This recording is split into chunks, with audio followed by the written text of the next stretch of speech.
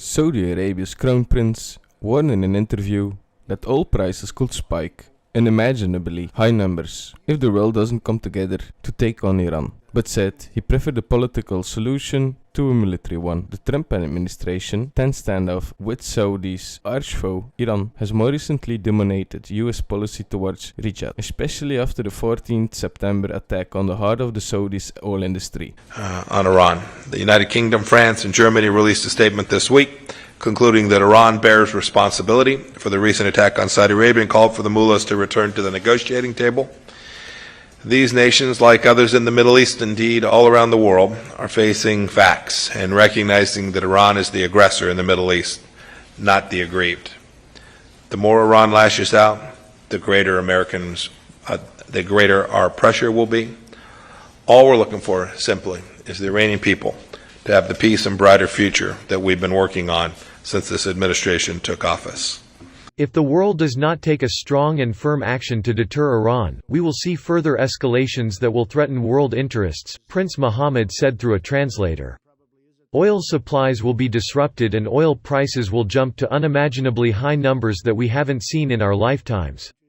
He said he agreed with U.S. Secretary of State Mike Pompeo that the attacks, which knocked out more than 5% of global oil supply, were an act of war by Iran.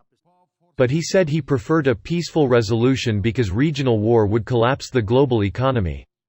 The United States, European powers and Saudi Arabia have blamed the attacks on Iran, which denies involvement. Instead, Yemen's Iran-aligned Houthi group claimed responsibility. Prince Mohammed also said U.S. President Donald Trump should meet Iranian President Hassan Rouhani to craft a new deal on Tehran's nuclear program and regional activities. We call on all nations to join the E3 and condemn Iranian aggression by name. Silence will only invite Iran to test its strength further. Our European allies also said this week that the time has come for a new deal to replace the Iran nuclear deal. We agree with UK Prime Minister Johnson that the Iran nuclear deal is, quote, a bad deal with many, many defects. The Iran deal lifted constraints on Iran's missile program, and the consequences in the Middle East are now plain for all to see. The United States and Europe now agree that Iran must accept negotiations to address regional security concerns and missile concerns. This would be in addition to the nuclear issue.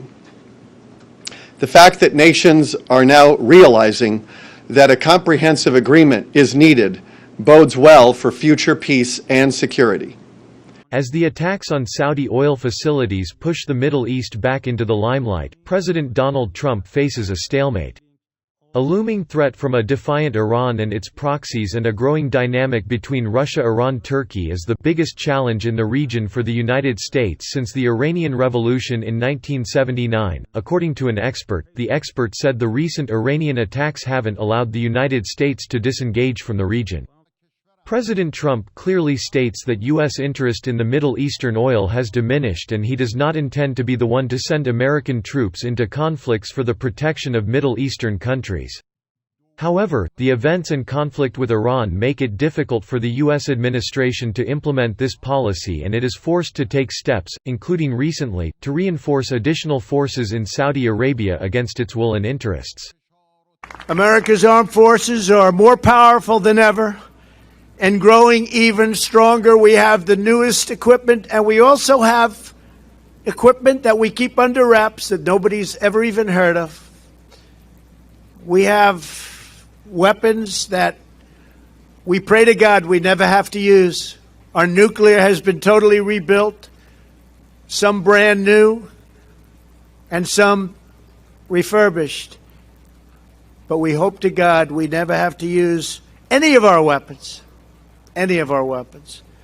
Iran on Monday announced that it welcomes dialogue with Saudi Arabia to settle mutual issues and talks with regional states to set up a coalition for the security of the region.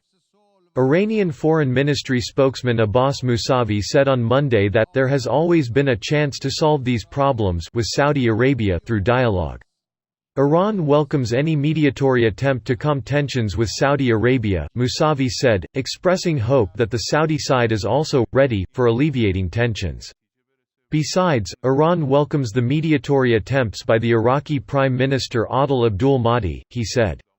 Abdul Mahdi said on Thursday after his visit to Saudi Arabia that he was optimistic about preventing a regional war. While Europe nations are turning around on Iran, because Iran has already taken 3 separate calibrated steps away from the deal, and has warned it will take a 4th in November unless the US lifts economic sanctions. The warning to Iran, pre-agreed by the 3 EU signatories to the 2015 deal, was made at a meeting on Wednesday, and makes clear that the agreement is now on life support.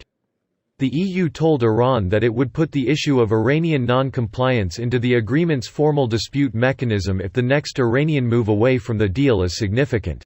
Any development that goes in the direction of talks, contacts, channels that open up, and diplomacy is welcomed and supported by the European Union. This can build on the work that we have been doing all these years, and we continue to do in these days and months and weeks to preserve the JCPOA.